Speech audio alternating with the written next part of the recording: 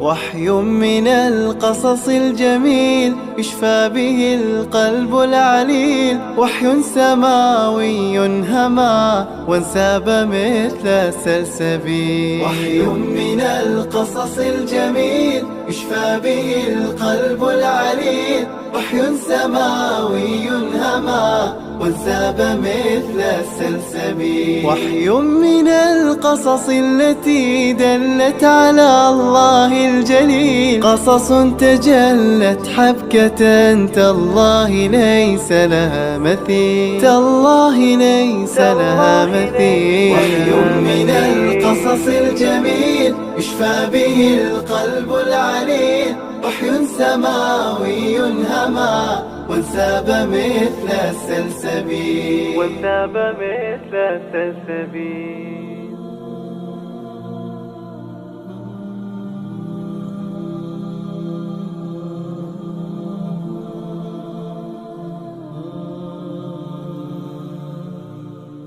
بسم الله الرحمن الرحيم. الحمد لله رب العالمين، والصلاة والسلام على رسول الله وآله وصحبه أجمعين. أحبتي في الله، السلام عليكم ورحمة الله وبركاته. ودروستي أنكو قادنيني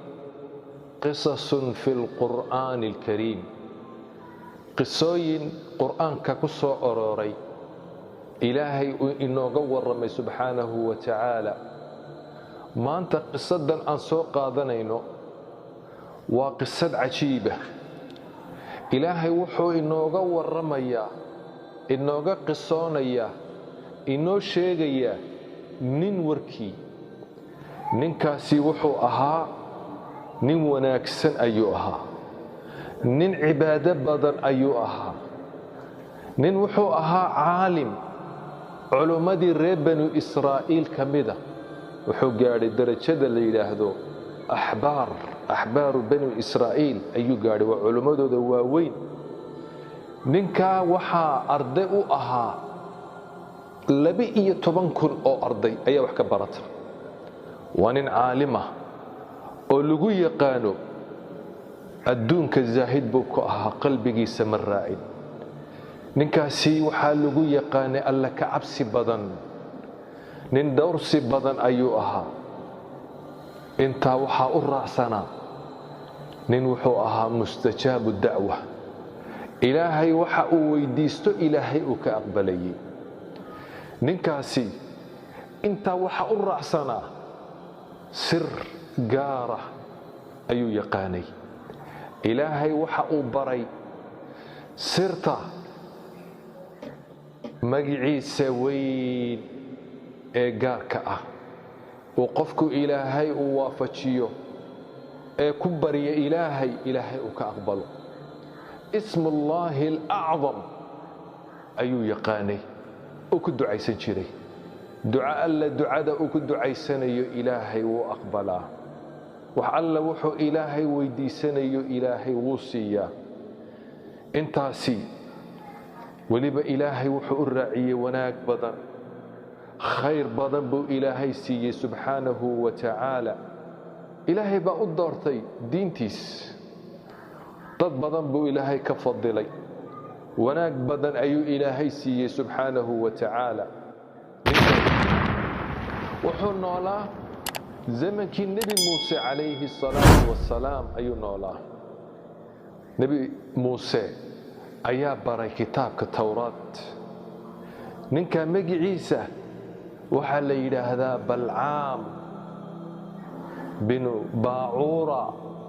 balcaam binu baacuura ayaa la yidhaahdaa. ninkaasi waxa uu ku dhashay, uu ku noolaa dhulkaa ardushaam la yidhaahdo, dhulkaa barakaysnaa, dhulkaa ardul ambiyaa ayaa la yidhaahdaa. meesha baytulmaqdis ay ku taalo, filistiin iyo hareeraheega ayuu ku noolaa. qoomka uu ka dhashay waxaa la oran jiray banu kancaan ayaa la yidhaahdaa. banu kancaan asalkoogu waxay ka soo jeedaan reer ciraaq ayay ahaayeen. meesha la yidhaahdo baabil ayay ka yimaadeen way soo hijroodeen dhulkan shaam ayay u soo hijroodeen nebi muuse calayhi salaatu wassalaam oo qoomkiisii reer banu israa'iil wada ayaa tagay dhulka iyo shaam kancaaniyiintu markay arkeen nebi muuse oo reer banu israa'iil wada waxay u maleeyeen in dhulka laga saarayo oo dhulkoogii hore lagu celinayo ciraaq sida awgeed way cabsadeen way argagaxeen waxay is yidhaahdeen waan ili kala kaxaynayaa waxay u ordeen ninkan aan ka hadlayno ayay u ordeen balcaam ibnu baacuura ayay u ordeen waxay ku yidhaahdeen nabadbaadi waa kan muuse dhulkii shaam soo galay waa kan reer banu israa'iil wata wuxuu doonayaa inuu na saaro inuu na musaafiriyo oo ciraaq nagu celiyo sidaa awgeed maanta noo gurmo adigu maxaa yeelay waan kala tegaynaa waan kala baahaynaa waan googo'aynaa bilaa dawlad baan noqonaynaa bilaa watan ayaan noqonaynaa quwaddaydii baa lumi awood yeelani mayno qoomkaagii baan nahay annagaa naga dhalatay nin yahow maanta waa maalinkaan kuu dhigannay ee noo gurmo nabadbaadi waxna la qabo ayay yidhaahdeen maanta ayaana laga saarin dhulkayagan meeshan shaam waan ku kornay waan ku barbaarnay waan ku badannay quwad baan ku yeelannay ayaana laga saarin maanta waa kan muuse ciidankiisii buu wataa muuse waa nin xoog badan ciidankiisuna waa ciidan fara badan lays hortaagi kari maayo la dagaalami kari mayno sidaa awgeed noo gurmo ayay ku yidhaahdeen maxaa nii qabtaa waxaa tahay nin ducadiisa la aqbalo ilaahay ducadiisa u aqbalo ilaahay bari habaar muuse iyo asxaabtiisa la socota ee reer banu israa'iila ayay ku yidhaahdeen waxa uu ku yidhi waylakum hoogiinna ba'ah warbiyaadaheen ma nebigii ilaahay oy malaa'igtii la socoto oy dadkii mu'miniintii la socdaan ayaad doonaysaan inaan habaaro miyaad waalateen maxaa inii dhinnaaday sidee tihiin miyaynu ogayn inaan muslim ahay haddii sidaa aan yeelo oon habaaro waxaad ogaataan adduunkaygii iyo aakhiradayddiiba waan waayey waan silcay dhibaataa igu dhici waan gaaloobay ma nin nebigii ilaahay habaaray oo ducadiisii la aqbalay maxaa u hadhay bay ku yidhaahdeen ayuu ku yidhi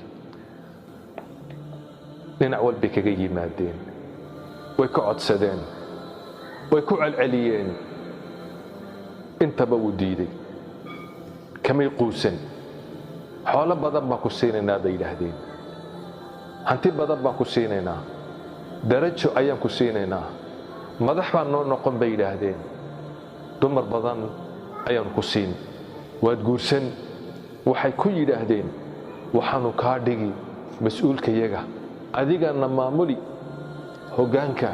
adaanu kuu dhiiban dhinacii adduunkaa lagaga yimid ninkii wuxuu bilaabay inuu fikiro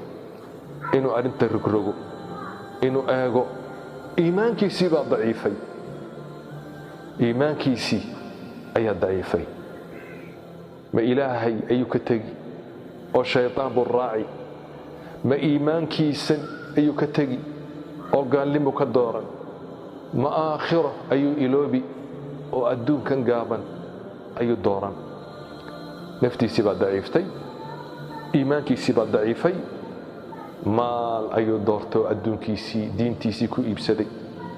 adduun ayuu aakhiro ku beddeshay gaalnimo ayuu ka doortay iimaankiisii ayuha alaxibba ibtilaaha ugu daran imtixaanka ugu daran waa iimaankaaga oo ilaahay uu ku sejiyo waxaa ugu weyn nicmad ugu weyni waa nicmatu liimaan waa nicmatu lislaam waa nicmatu lqur'aan taa wax ka fiicani ma jiro laakiin imtixaanka ugu daran ibtilaaha ugu daran waa maalinka aad gaalnimada dooratida islaamka aad ka tagtid waa maalinka aad iimaan weydid aad gaalnimo iyo shirki ku dhacday maalinkaas ugu daran allahumma thabbitna ala al-iiman allahumma thabbitna ala al-islam way fitneeyeen diintiisii bay ka fitneeyeen kadib wuxuu yidhi waan habaartamayaa habaar baan doortay uu dhaqaaqay dhinaca iyo boortii nebi muuse agtiisa ahayd ayuu koray wuxuu doonayaa inuu habaaro nebi muuse iyo dadka mu'miniinta ee raacay ilaahay carabkiisii buu bedelay markuu yidhaahdo nebi muuse habaar wuu u duceeyaa markuu yidhaahdo kancaaniyiinta u ducee wuu habaaraa arrintii baa isrogtay waxay ku yidhaahdeen war maxaa ku helay miyaad waalatay inaadna habaaraysid miyaad arkayn ood muuse iyo asxaabtiisiina u ducaynaysid waxa uu yidhi wallaahi ma garanayo carabkanna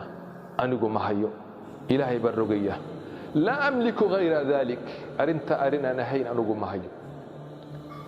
arrintanna iraadadeyda way ka baxsan tahay doonisteeda way ka baxsan tahay maxaan samaynaa bay yidhaahdeen haddaba dhulkii baa la qaadan waddankii baa la qadi wax walbaa la waayi waanu kala tegi waanu baabi'i maxaa yeelna noo fikirninyo wuxuu yidhi balcaam binu baacuura oo hadlaya lam yabqa ila almakru waalxiila wax hadhay male anu khalaas diinkaygii waan waayey laqad daacat mini alaakhira bihada asaniic ficilkan aan sameeyey aakhiraan ku waayey diintaydii waan waayey arrin baa ii hadhay khalaas arrintaasi waa maxay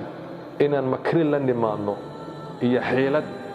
siyaasad inaan la nimaadno inaan shitaarad la nimaadno inaan dhinac kale ka nimaadno waa dhinacee dhinaca macaasida inaan dhexdooda aan macaasi iyo xumaan aan ku faafinno xumaantu hadday ku faafto zinadu dhexdooda ay ku faafto macaasida ay ku dhacaan ilaahay u nusrayni maayo malaa'igtu way ka tegi dhexdooda balaayo ayaa ku soo degi liannahu maa nazala balaa'un ilaa bidamb bala ma soo degto ilaa dembi bay la soo degtaa marka sidaa awgeed baladan iyo imtixaankan iyo waxan si ay ugu soo degto waa inaan dhexdooda macaasi aan ku faafinno sidaa awgeed ilaahay u kaalmayni maayo marka ilaahay u kaalmayni maayo malaa'igtuna way ka tegi wax u kaalmaynaya ma jiro ninkii shalay wanaagga dadka amrayey xumaanta ka reebayey macsiba ku dhacay gaalnimo ku dhacay dhinaca kale uga baxay isagii baa dadka xumaan iyo shar iyo waxaan fiicnayn amraya waxa uu yidhi dumarkiina qurxiya dumarkiina kancaaniyiinta dumar waaweyn oo qurqurux badan ayaa lagu yaqaanay dumarkaasi ha iska dhigaan sidii dad wax iibinaya reer banu israa'iil ha dhex galaan fiyaan xumaanta iyo zinada dhexdooda ayayna diidin ragga ha la qaato dhexdoodu markay xumaantaasi ku faafto ayaa waxaa dhici in ilaahay u nusrayn waayo ayaa dhici malaa'igtuna ay ka tagto kadib nin baa u yimid sidii bay yeeleen nin baa nebi muuse u yimid calayhi salaam naag qurux badan buu wataa markaasaa waxa uu yidhi waxaad ii odhan doontaa muusow tani xaaraan bay kaa tahay laakiin kuma addeecaya buu yidhi uu kaxaystay gurigiisuu la tegey ilaahay daacuun ayuu dadkii ku salliday xanuunkan daacuunka ah ayuu ilaahay ku salliday 70,000 oo qof ayaa dhintay nin la yidhaahdo fanxaas ibnu ciisaar ayaa arrinkii maqlay kadibna seeftiisii buu soo qaatay iyo warankii labadii xumaanta samaynayey ayuu dilay uu nafta kaga qaaday markaasaa waxa uu yidhi allaahumma haakada nafcalu biman yacsiik ilaahow qofka ku caasiya sidaasaanu yeeli oo waanu dili ilaahay daacuunkiibuu ka qaaday dadkii way ladnaadeen 70,000 oo qof baa ku dhintay intii kale ilaahay u ka caafiyey waxay ahayd fitnadii ugu horeysay ee reer banu israa'iil lagu halaagay dumar ay ahayd sida awgeed nabigu waxa uu yiri fattaqullah ilaahay ka cabsada wattaqun nisaa dumarkana iska ilaaliya fa inna fitnata bani israa'iil fitnadii reer banu israa'iil lagu halaagay kaanat fi nisaa dumarka ay ahayd walaalayaal qisada cajiibka ah ayuu ilaahay inooga warramayaa subxaanahu wa tacaala ninkaa la imtixaanay ninkaasi aakhiradiisii adduunku iibsaday diintiisii adduunku iibsaday ninkaa fidnoobay ilaahay waxa uu leeyahay suuratu al-acraaf isaga oo kaga warramaya aayadda 157 watlu calayhim نبأ الذي آتيناه آياتنا فانسلخ منها فأتبعه الشيطان فكان من الغاوين إلهي وحا أوليه النبي الله واتل عليهم كو أخري وركي كي وركي سي كو أخري نبأ وحا ورك وين بالي هذا النبأ إلهي وحا أوليه واتل عليهم تدك كو أخري الشيخ نبي الله نبأ الذي آتيناه آياتنا كان آياتك يجي سيني آياتنا بو إلهي آياتك يجي وان كراميني وان وناجيني دعاء كأقبليني اسم الله الأعظم ما سيني علم بدن ما برني تقبا كدغني قف صالحا كدغني قف عبادة بدن أيان كدغني وحان أدارني دين تيدي فانسلخ منها وكدح بحي وحي أردن وكدح بحي فانسلخ منها وكبحي وكتغي فأتبعه الشيطان ما دبق لمرك الراعي فكان من الغاوين كوي اللي أيوك من نقضي هلاك سمي إلهي وحوله ولو شئنا هدي أن دونه لرفعناه بها كربا وقاد لهين ومقعبا إيالي لهين عالم وين بقي عيسى جرسين لهين ولكنه أخلد إلى الأرض لكن قلكو اسكدتشي dhulka ayuu doortay qorquruxda adduunka ayuu doortay wattaba'a hawadiisii buu raacay waxay naftiisu ay doonaysay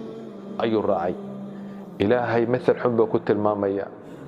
wan iyadu billah ilaahay waxa uu leeyahay famathaluhu kamathali alkalb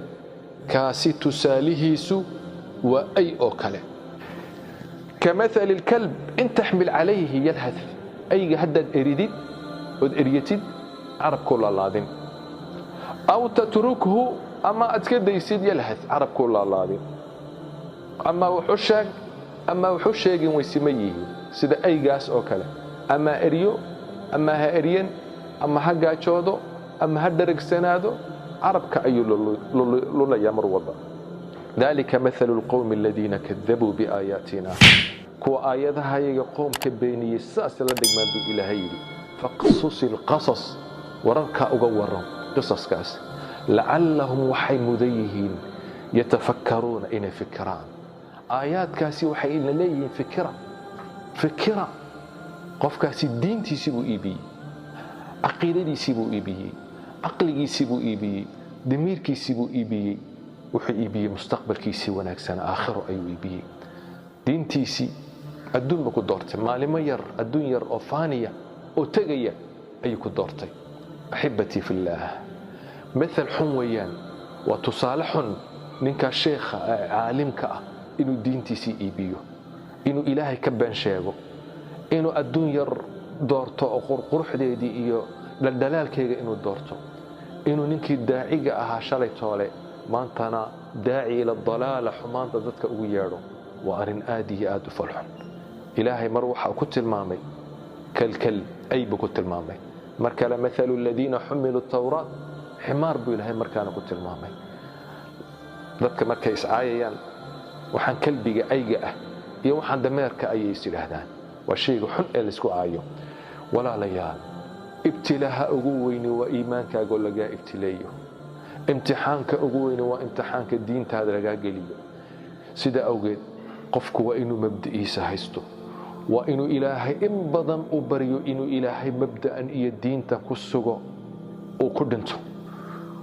fitnada in laga digtoonaado mar walba waa fitnatu nisaa dumarka in laga digtoonaado sharka dumarka laga digtoonaado waa in ma aragtay dumarka loo xijaabo dumarka waxbay fidnayn karaan nacam dumarku way wanaagsan yihiin dumarka khayr badan bi Ilaahay ku sugay dumarku waa kuwa ragga dhalay waa kuwa ambiyada dhalay waa kuwa hooyadeen iyo walaasheen iyo dumarka khayr badan ayaa ku jira laakiin haddii la doono in ragga lagu fidneeyo si fudud ayaa loogu fidnayn karaa sida awgeed waa in dumarka loo xijaabo waa in diinta la baro axibbatii fillaah waxaa loo baahan yahay inaan diinteena ku faanno inaan iska ilaalinno inaan ilaahay macaasidiisa aan ku dhacno haddaan ku dhacnana waa inaan toobad keenno mar walbana waa inaan iimaankeena iyo diinteena iyo caqiidadeena aan ku dadaalno taasaa guula taasaa khayra taasaa wanaaga taas weeyaan tayna badbaadinaysa adduun iyo aakhiro xalaqa kale ayaa jirta oo inagu soo socota oo qisaska aan kaga waramayno qisasun fil qur'aan alkariim la socod wanaagsan وجزاكم الله خيرا وصلى اللهم على سيدنا محمد وآله وصحبه أجمعين